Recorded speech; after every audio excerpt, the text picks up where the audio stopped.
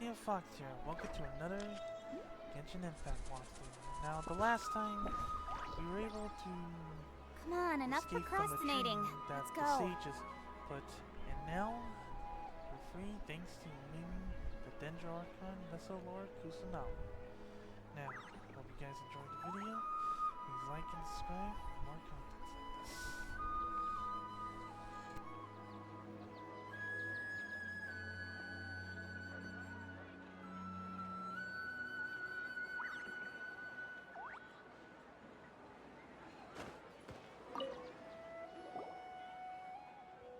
You're actually Nahida, aren't you?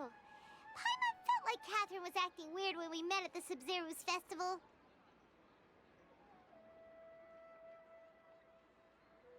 And Dunyarzad, did you save her? It's a really long story. We shouldn't disturb her. Her consciousness is still weakened. Let's chat somewhere else. How about by the Traveler's favorite bench?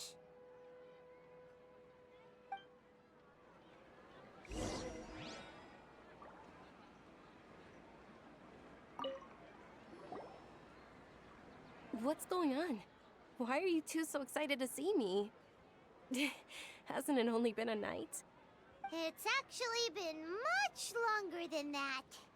Oh? Strange. Was I really asleep that long? No wonder I have such a headache.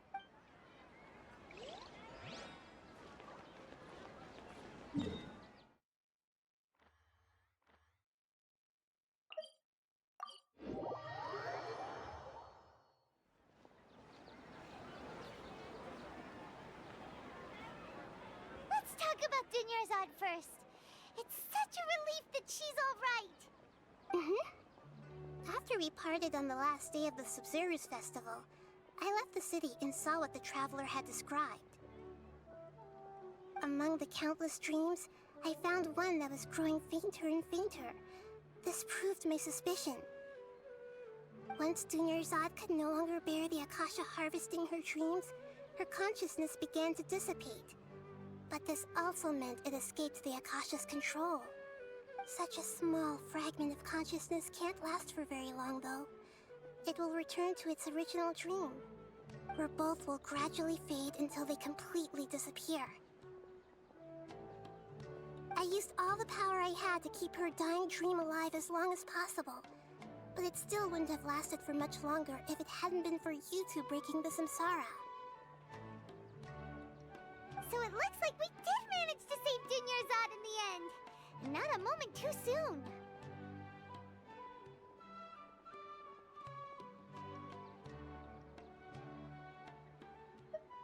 Huh? Why are you two smiling so happily? I thought you'd be so moved that you'd start crying. I need to spend more time observing human emotions. Both are fine. Everyone reacts differently. All right, you two must have a lot of other questions for me, right? After all, you saved my faithful believer. As your reward, I will answer any and all questions. At the Avidia Forest, there was this incense that made the Traveler fall unconscious and dream of a huge tree and a red sky. You also heard someone's voice, right? It said world and forget me. Yeah, so you do know! We've been wanting to ask you what that was about, and if the red sky was related to Conria. It seems like the Traveler established a connection to Irminsul. That was a message left by Greater Lord Rukkhadevata's residual consciousness in Irminsul. Perhaps her last memory before she died. As you two probably know, Greater Lord Rukkhadevata disappeared after the disaster in Conria. The timings of these events do line up, so your suspicions are reasonable. A message from Greater Lord Rukkhadevata? We thought it was from King Deshret. King Deshret? That god who died even longer ago? Some present-day desert dwellers still worship him. You probably just heard some of their conspiracies. Okay, so what does the message mean?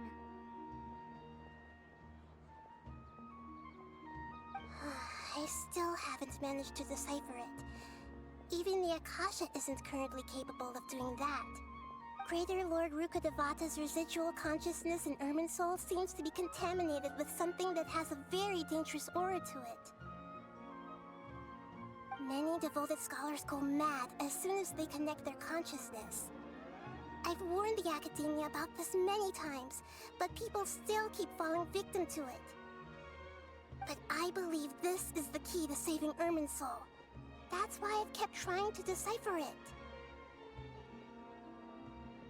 So the tree in the vision was Irminsul? Oh, Tainari also said that Irminsul is sick! Is it because of the contaminated consciousness? But even if you can't figure out what that vision was all about, it seems like our search for you was all in vain. The Traveler wasn't affected after coming in contact with that consciousness. I've never seen anyone like that. With you here, we may have a chance at deciphering it. No, we must decipher its secrets. I've already eliminated all other factors that might affect Irminsul. This is the only one left. This puzzle has life and death at stake. It could determine Irminsul's fate, as well as Tevat's. To be accurate, I'm using the Akasha as a medium to occupy Catherine's consciousness. How did you do that? Poor Catherine. Does this mean you can also occupy other people's consciousnesses? Theoretically, I can enter anyone's mind as long as they're wearing their Akasha terminal. The Akasha is the legacy of Greater Lord Rukkhadevata. As Lesser Lord Kusanali and the first Akasha terminal, my consciousness has always been linked to the Akasha. I've always respected my people's free will, so I've never actually occupied their consciousness. When necessary, I just borrow this bionic Snezhnayan puppet. Hold on. Did we just learn some deep, dark secret? So Catherine is... No wonder Paimon felt something was off about her. What about your own body? Why do you need to borrow other people's? Don't you live in the sanctuary of Surasthana? That story begins a long time ago. After Greater Lord Rukkhadevata disappeared, the sages found my newly born self and took me back to Sumeru. At that time, I was young and weak. The sages kept me in the sanctuary of Surasthana, ostensibly for the sake of protecting me. But I've hardly heard from them since.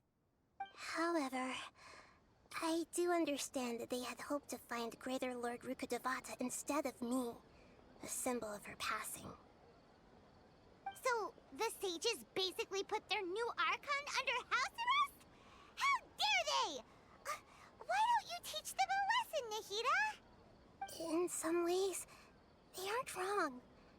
Greater Lord Rukkhadevata was omniscient and omnipotent. Even after her death, the Akasha is still empowering this nation. And I'm still really far away from being able to call myself the God of Wisdom. Moreover, the Academia is also more proficient at governing this country. My existence has little meaning. Yeah, you got a lot of believers. Just look at the Sub-Zero's festival. Everyone who showed up truly loves you. Thank you for the kind words. But I honestly don't need physical freedom as long as I can connect my consciousness to the Akasha. Trying to find a way to save Irminsul is my life's mission and top priority. I will work on that, and try to live up to being a deity in the meantime. Every once in a while, I will also take up the duties of the God of Wisdom and enlighten a lost soul here and there.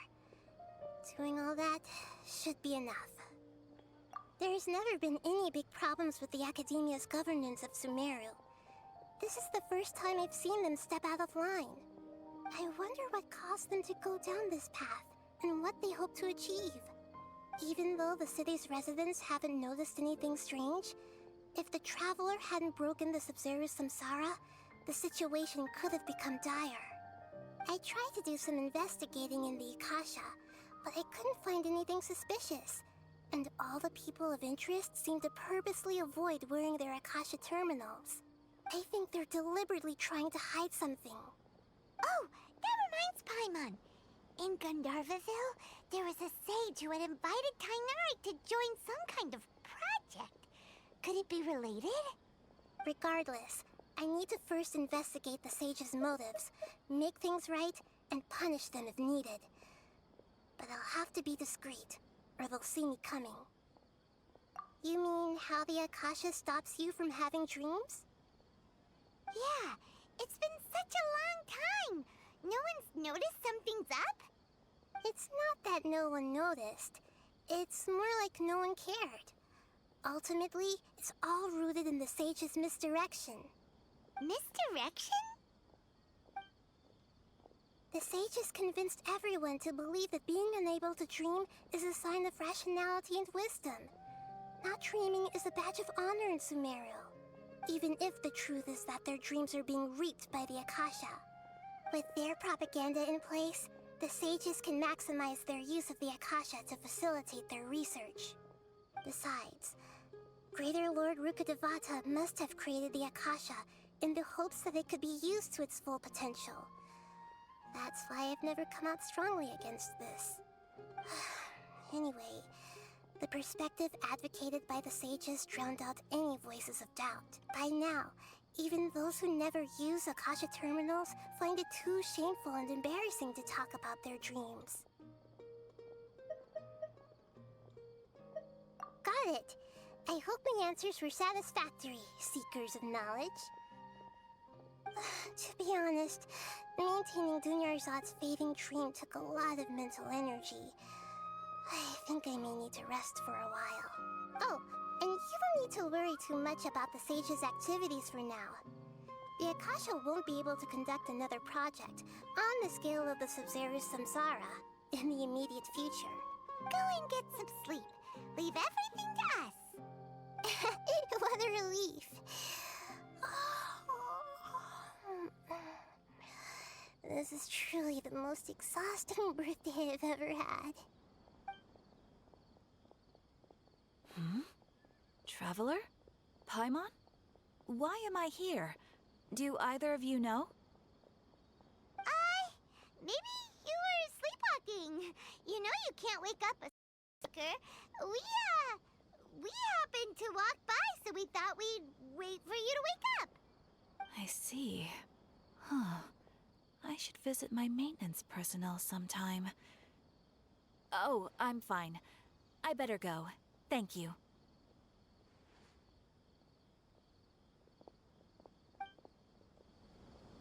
We've spent quite some time in Sumeru City, but ever since we last said goodbye to Lesser Lord Kusanali, we haven't heard anything from her. Oh, we can't just keep waiting around.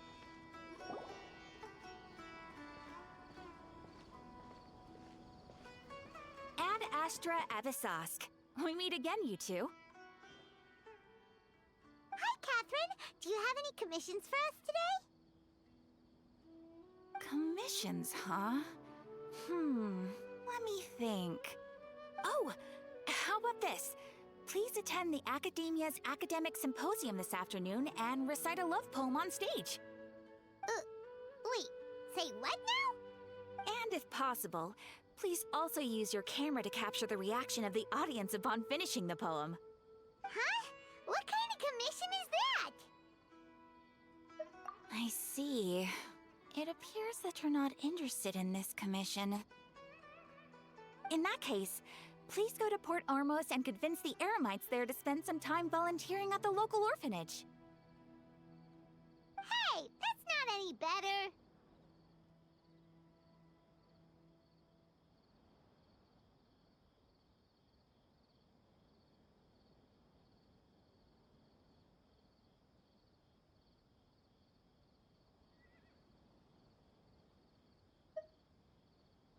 I'm sure the mercenaries will have some interesting reactions as well.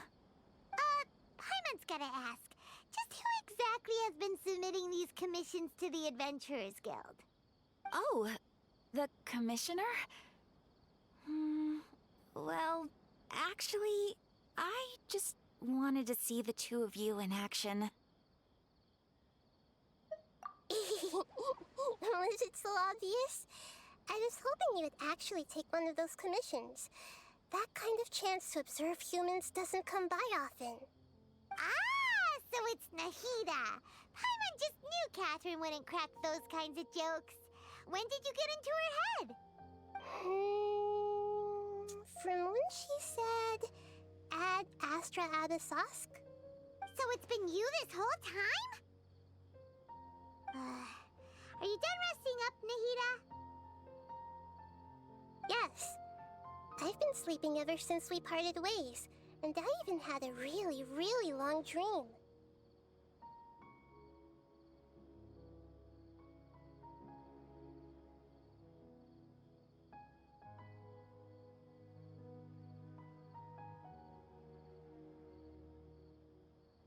It was another dream about the Sub-Zero's festival, except it was a happy one. In my dream, I was sitting in the middle of a flower terrace, and everyone in Sumeru City was holding hands as they danced in circles around me. They danced round and round, and everyone looked really happy. I also got to sit on a gigantic flower carriage. Ferris, the Knight of Flowers, raised me really, really high above the ground, and I was throwing an endless amount of Yalda candies at the children. You know, Nahida, maybe your dream is how the Sub-Zero's festival really should be. It's meant to be a joyous time where everyone gets together to celebrate your birthday.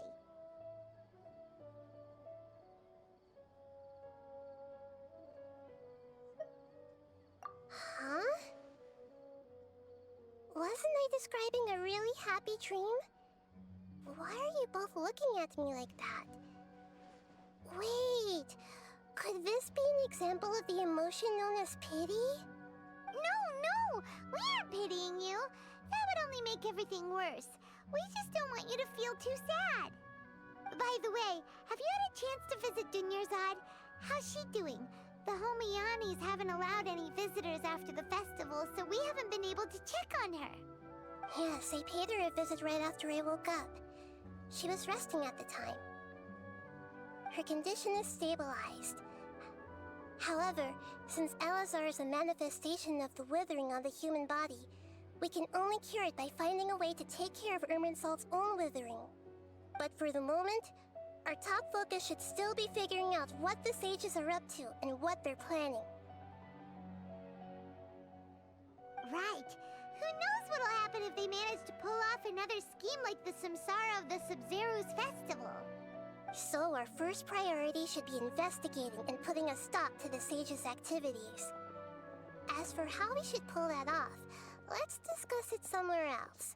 There are too many adventurers around here. Oh, good point. Sorry, adventurers. We're gonna be borrowing Catherine for a little while.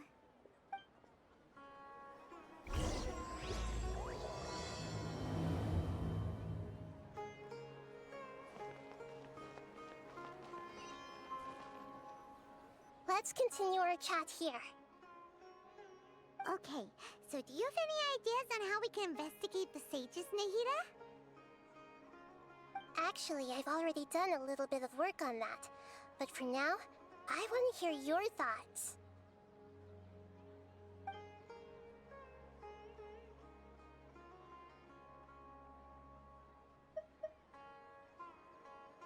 We're in the dark as of now. Since we still don't know anything about their goals, any rash move could tip them off and lead to terrible consequences. After all, every person in Sumeru City is one of their hostages.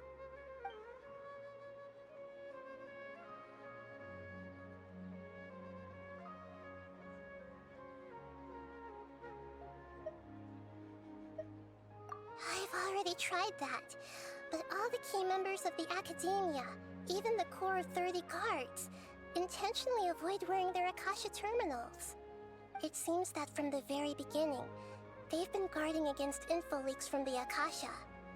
Of course, it could also be because they're wary of me. Have you already caught the sage's attention?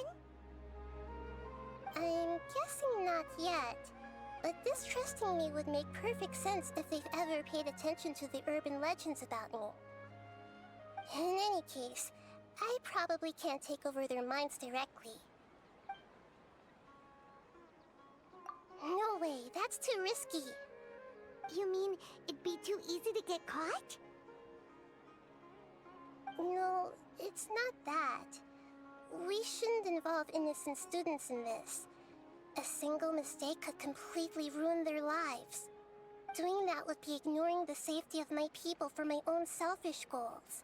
How is that any different from what the sages are doing? That's a good point. Spoken like the god of Sumeru.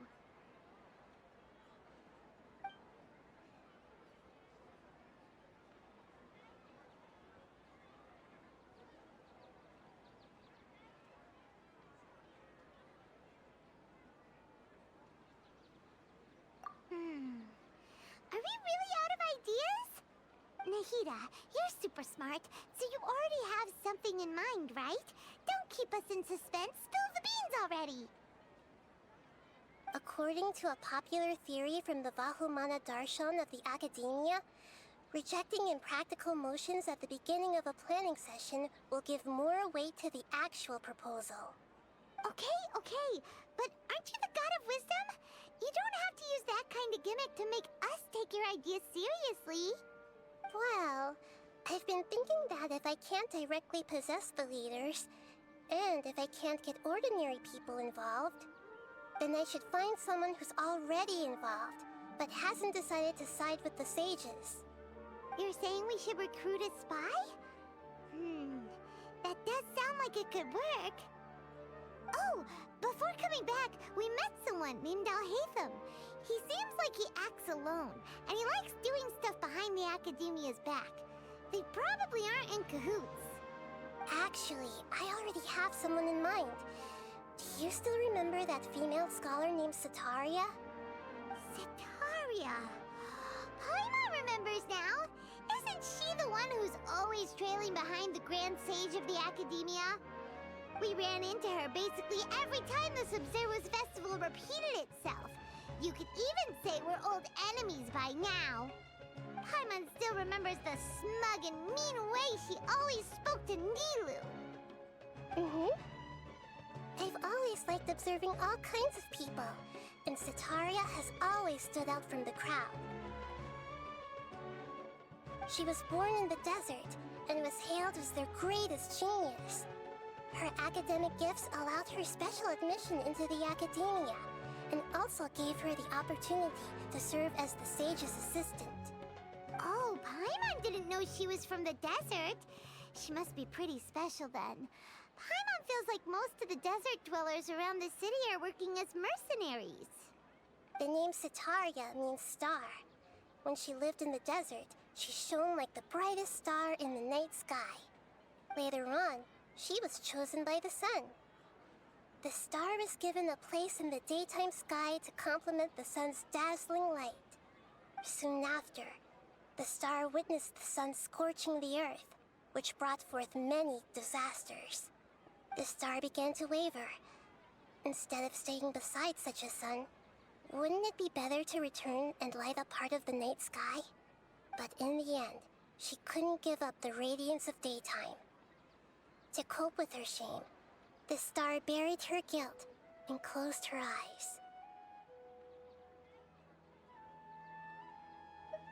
From the sound of it, Sataria's just hung up on the research opportunities here.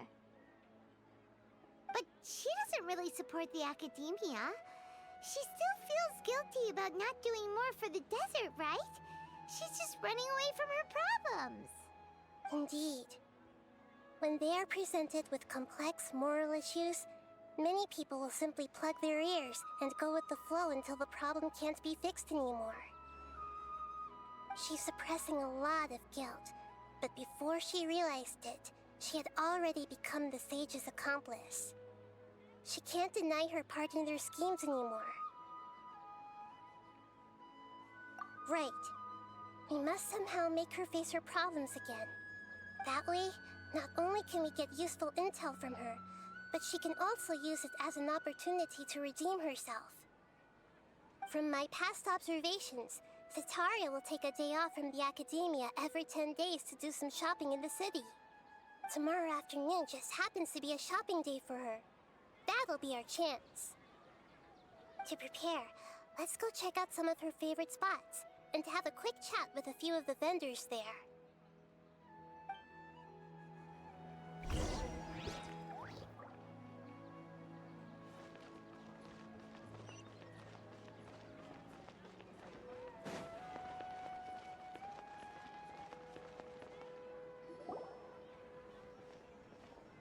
This should be Cetaria's favorite fortune-telling spot. So should we ask the fortune teller about Cetaria? No, I already have enough information on Cetaria. The most important thing now is for you to pay attention to the vendor's talking style and key characteristics. Talking style and key characteristics? My poor lost lambs. Have you become troubled over your fates? The divine voice of wisdom often echoes between mine ears. If thou be blessed today by the gods, I may be able to show you the way. Huh? Really? Nahida, you've been whispering things to her? Shh. My friend here has some doubts regarding his future. Can we get a fortune reading for him? Of course, of course. In that case...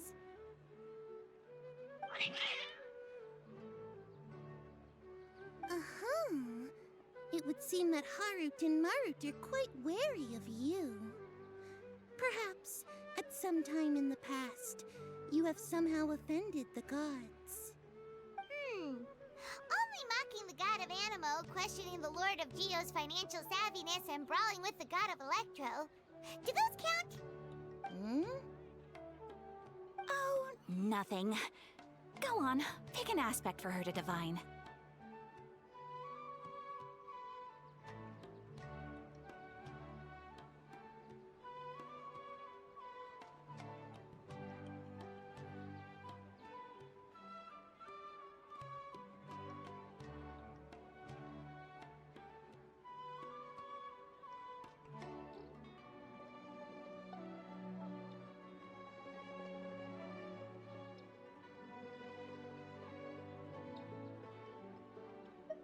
Love prospects? No problem at all.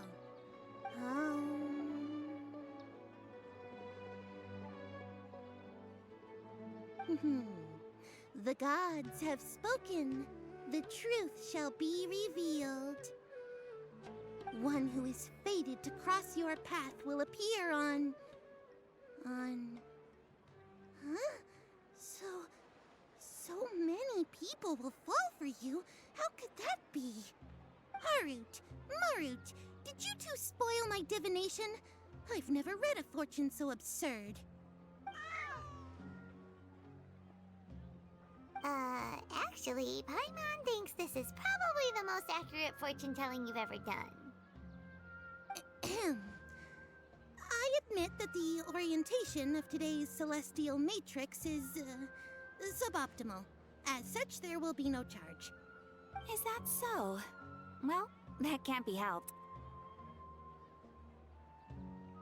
If you were to bring some food offerings for Harut and Marut on your next visit, perhaps they could help you reverse the wheels of fate.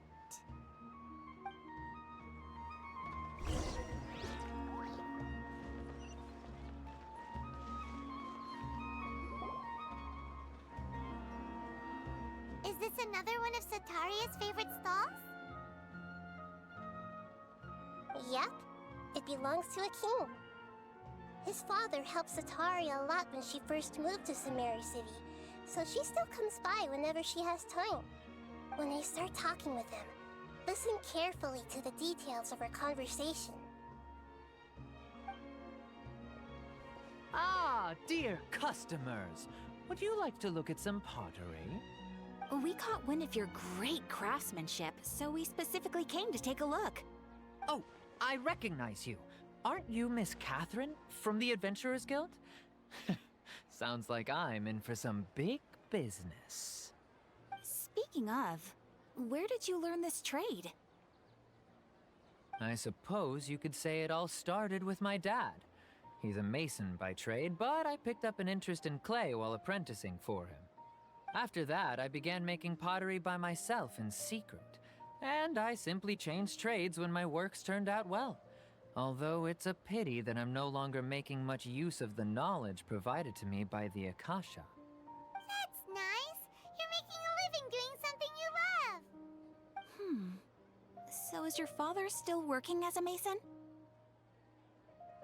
Oh no, not anymore. A few years back, he fell from a roof and broke his leg. Since he had already saved enough Mora over all these years, he's just enjoying the retired life in Port Ormos nowadays. I see. We wish him peace and happiness in his retirement. I'll have someone in charge of logistics at the guild come by another day for some goods. We'll leave you to it. Take care now. No problem. Rest easy, all our goods are sure to meet your every need.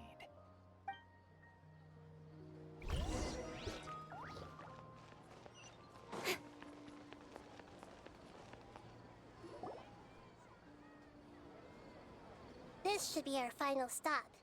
Cetaria's always thinking of this restaurant when she's working at the academia, so she always comes by whenever she's out in the city. Nahida, you've really thought of everything. It's my duty to protect Sumerio's citizens, after all. Hi there. I feel like I've seen you down by the docks before. Huh? Sorry, I don't quite remember. If I recall, you were having a discussion with someone about shipbuilding at the time. Ah, that's right! I've always been really interested in feats of marine engineering.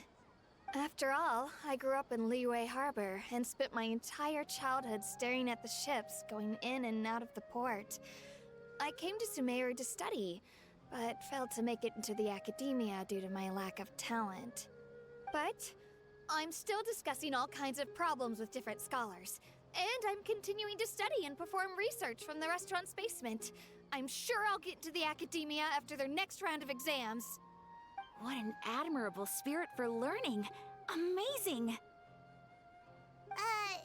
Sure, but you'll find hardworking people wherever you go. So this restaurant has a basement as well? Huh. First I've heard of it. That's right. It's not usually open to patrons. Most of the time, employees use it for breaks or to hold private events. I see. Guess that makes sense. Well, good luck with your studies, Miss Chishan. Thank you so much. As long as I can make it into the academia as an official student, I'll be happy.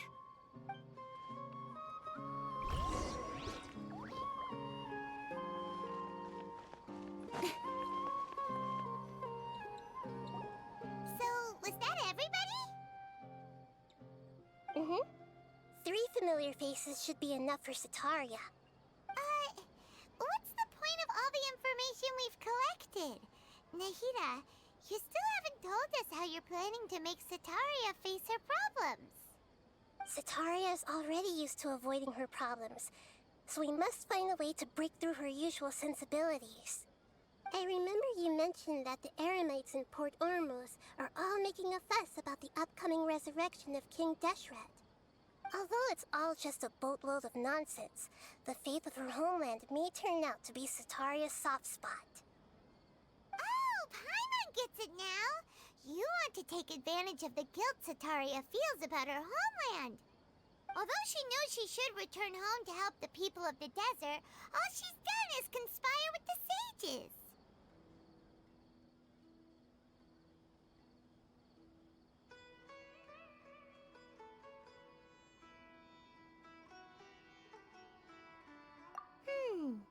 So, how do we set that up? Well, King Deshret is long gone, and Cetaria is also too smart to fall for any simple tricks. If we simply engaged her under the guise of King Deshret's believers, She would definitely be wary of us, and we may not get anywhere. But if we were to borrow some of her close acquaintances to talk with her, her reaction would probably be very different.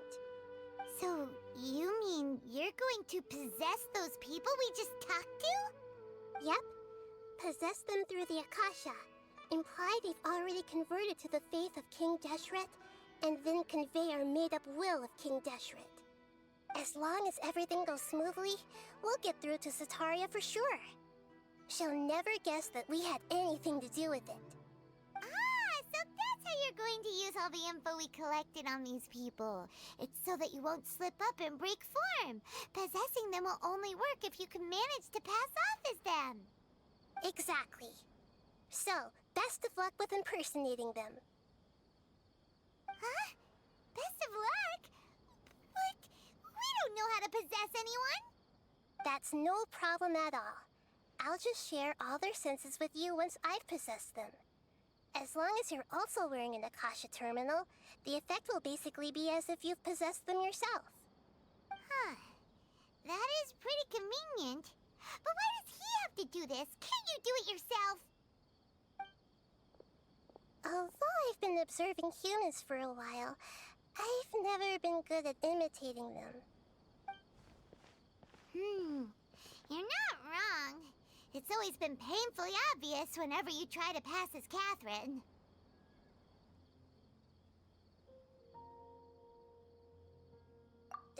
If it was at all possible, I would have preferred to leave these people alone. But seeing how things are now, I probably should just accept it and push on. Yeah, don't beat yourself up over it. We're only doing this to help everyone, and we'll only be borrowing them for a little while anyway. Alright, then let's give it a go tomorrow afternoon.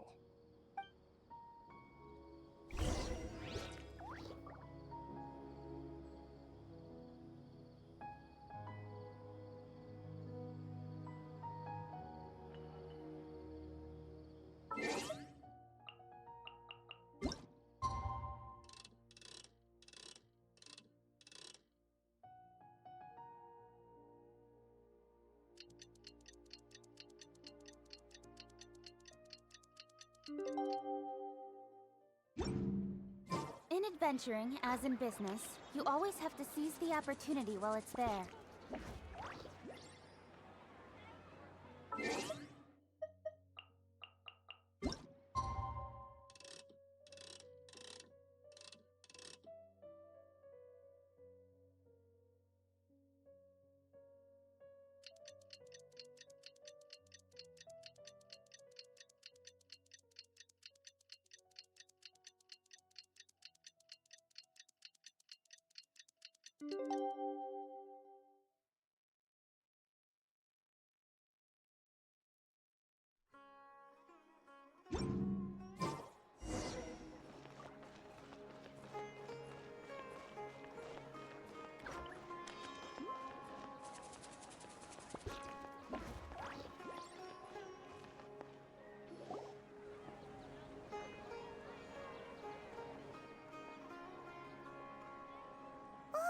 Here she comes. Sataria's here.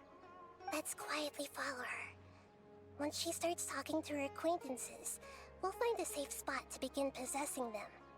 As for how we'll sway her to our side, I'll leave that to you. I trust you'll know what to say. Paimon's starting to feel kinda nervous. Okay, let's go. Looks like they've already started talking. Let's find a hiding spot and get started.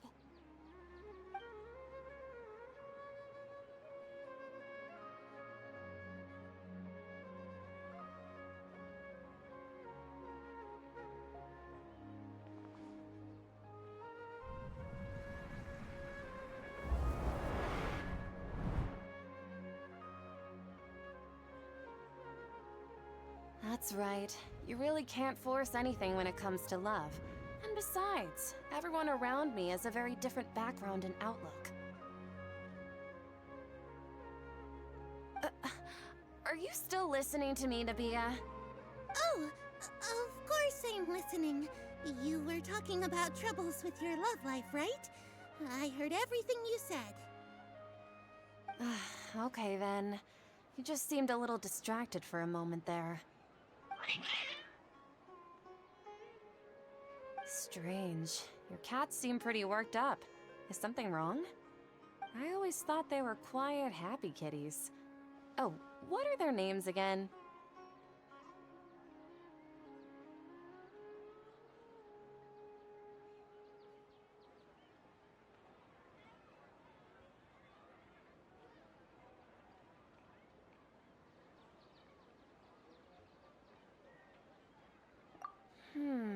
Are you sure? Those aren't ringing a bell for some reason. Well, actually, they have many names. Which names I use depends on my mood. Huh, I see. I imagine that must be hard for the kitties, too. Ahem. So, which fortune do you want me to read for you today? You must have come for another echo of the divine voice of wisdom. I'd like to get another reading on my love prospects, but to be perfectly honest with you, I feel like I've been a real mess recently. A mess? Well, could you do a reading on how long it'll take me to finish my current project at work? I really just want to get it over with. I hear you. No problem at all. The gods will reveal the truth.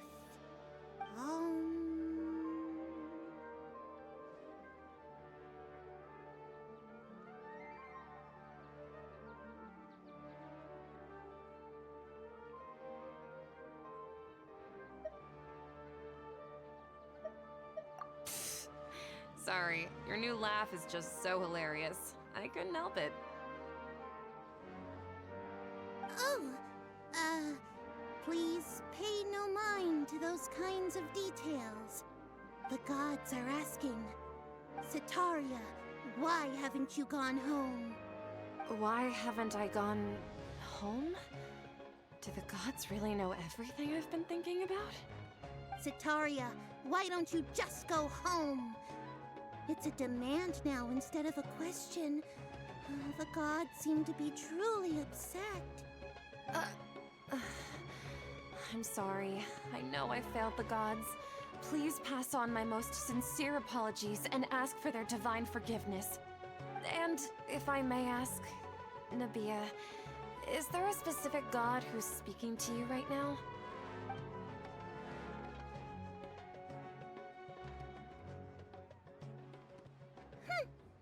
What an inconsiderate and naive question. The god who is speaking to me is, of course, the wisest and mightiest of all, King Deshret. King Deshret? No wonder he would make such a demand of me. Wait a second. King Deshret passed away a long time ago. Even though news of King Deshret's resurrection has been spreading like wildfire, it's all just a misinformation campaign from the academia. How can King Deshret still exist in real life?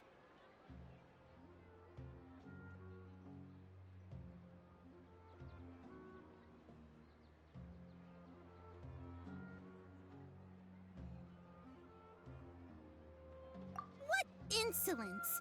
I am King Deshret's most loyal believer. Do you wish to refute his voice of wisdom? Oh, no. As a child of the desert, I am only reveling in his power upon learning that his divine glory has touched even this city. I will think very carefully about his demand of me. I'm sorry. I must go now. Wait!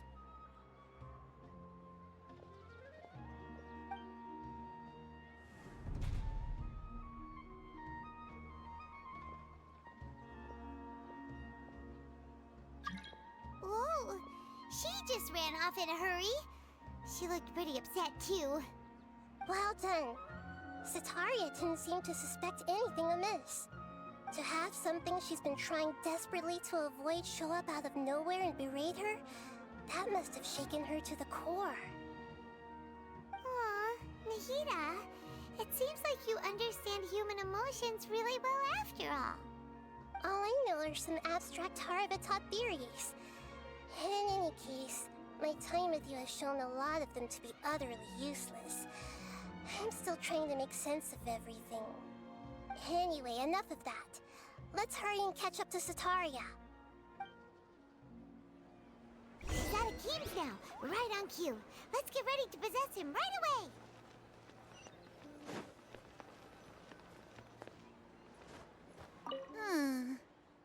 What's gotten into Haru and Marut? They seem terrified of me all of a sudden.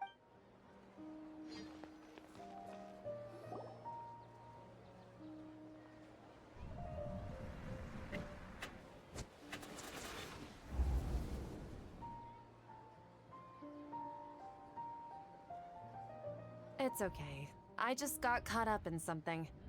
Oh, actually, didn't you ask me to help you look for work? What kind of work were you looking for again?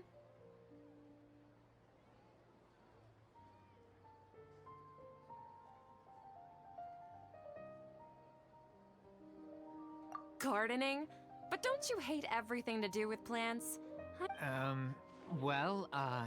You see, a friend told me that the secret to self-improvement is to work on things you're not so good at. Fair enough. I didn't think that was something you would consider. Speaking of, how's he doing? Is he feeling any better?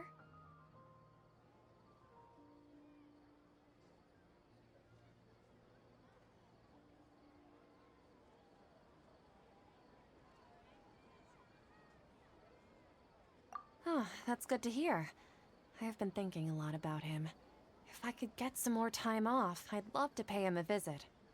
Actually, while we're talking about him, is he still living in Port Ormos? Yeah, he's been retired there for a while. If you could find the time, please write him a letter. Let him know that recently, faith in King Deshret has taken root in Port Ormos and has begun to spread across Sumeru. He has a quick temper and has always been a devout follower of the Dendro Archon. I don't want him to get into a fight with those King Deshret believers because of a difference in beliefs. Oh? So, who are you siding with in all of this? The Academia or King Deshret? I'm so jealous of you. You were born a child of the desert, yet you chose to betray King Deshret, and now you spend all your time with those crooks from the Academia. Akeem, you don't mean... you've also become a believer of King Deshret? What's so strange about becoming a believer of the wise King Deshret? In fact, aren't you the strange one?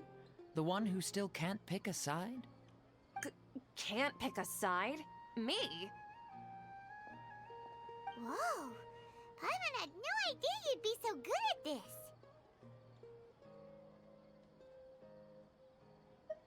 You really zeroed in on the issue and put it right in front of her. It might feel a bit overwhelming for Sataria.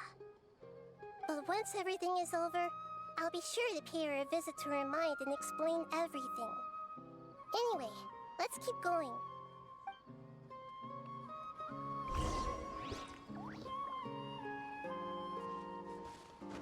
Come on! Sataria's already...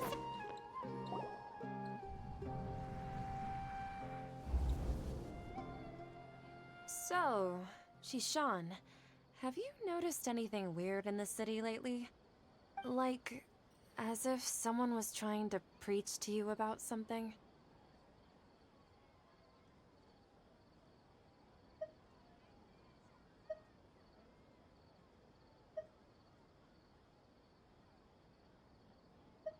Oh, right.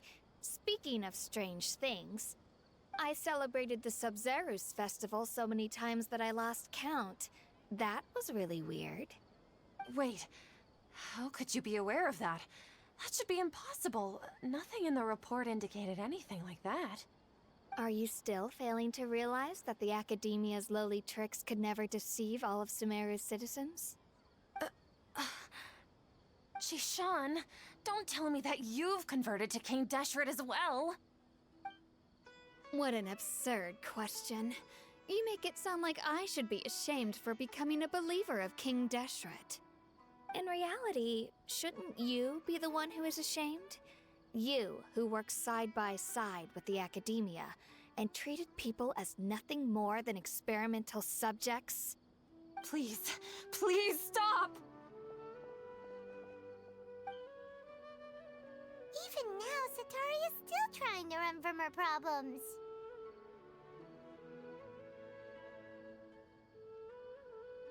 She can no longer justify everything to herself. Hey, she's trying to talk to the guards! What should we do? This is the most important part of all. Quick, get ready. Mercenary, you're a member of the Corps of 30, correct? Please help me pass a message to the Matcha right away. The situation in the city is getting out of control. Please, try to remain calm, miss. Tell me what's happening in the city. Heretics are infiltrating the city, and they've already converted many residents to their side. Heretics? What kind of heresy are you talking about? King Deshret! Many people I know have suddenly started believing in him, but he's long dead. It's impossible. Miss Sataria, nothing is impossible. You know my name? King Deshret is immortal, and all who defy him will one day pay the price. You must face the truth, Sataria. You tread a treacherous path, and the longer you ignore it, the tighter the Academia's grasp on you will become, and the deeper you will be ensnared. Child of King Deshret, never forget that the desert that belongs to you lies elsewhere. What's so strange about becoming a believer of the wise King Deshret? In fact, aren't you the strange one? The one who still can't pick a side? What an absurd question. You make it sound like I should be ashamed for becoming a believer of King Deshret. Sataria, why haven't you gone home?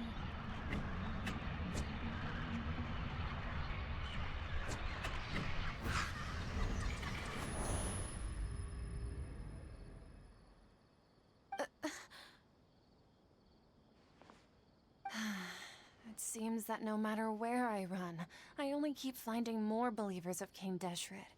I have to say, this is a familiar feeling. I've also been running from my guilt this whole time. Guilt over my part in the Sage's plans, and from ignoring the letters from the children of my homeland. But no matter how much I may try to ignore or get rid of it, my guilt always comes back.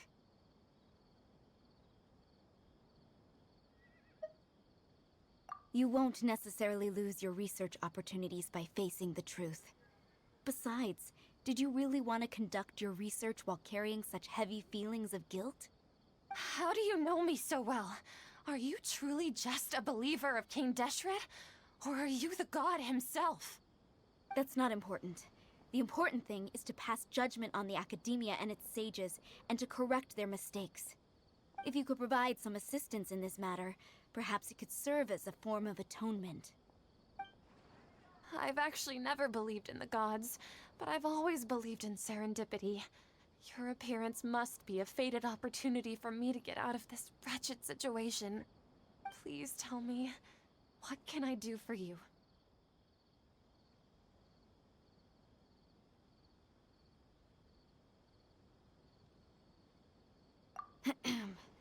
How much do you know about the Sage's current activities?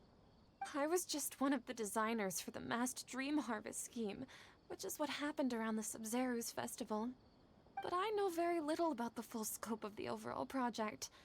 I'd assume that only staff with the highest clearance would have access to those confidential documents. I've just been working to meet the Grand Sage's specified requirements. However, there's something that's been really bothering me. I heard that a scholar who was previously expelled has returned to the city, and even the sages are still quite wary of him.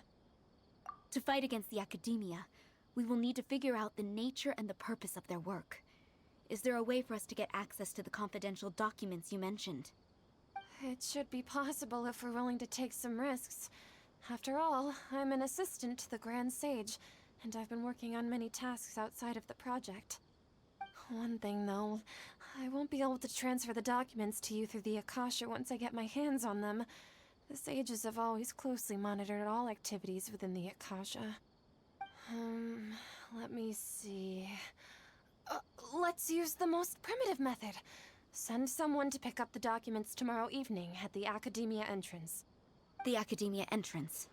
Wouldn't that be too conspicuous? Don't worry about that. I assure you, this won't be a trap. I'm only suggesting this location because it'll draw more scrutiny for me to leave the Academia again. It'll be safest for me to distract the guards long enough to hand you the documents. All right, I trust you. So, if I were to successfully complete this task, would it mean I've atoned for my wrongdoings? That'll depend on the judgment of the Dendro Archon. The Dendro Archon. That's right. Her people are the ones we have endangered. As the god of she's also the one responsible for judging and guiding the scholars. Maybe it's time for me to find a god to believe in. Just as Nahida predicted, we've managed to bring Sataria to our side! The Traveler's execution was ingenious. He's the one who deserves all the praise. Well, now that we've made plans to meet again tomorrow evening, all we can do is pray for Sataria's mission to go off without a hitch. Pray? But if we're going to pray to the gods, aren't we just praying to you? God of wisdom and guardian of the scholars? No. The truth is the true guardian of scholars. I've always believed that. Anyway, let's meet again tomorrow evening at the Adventurers Guild.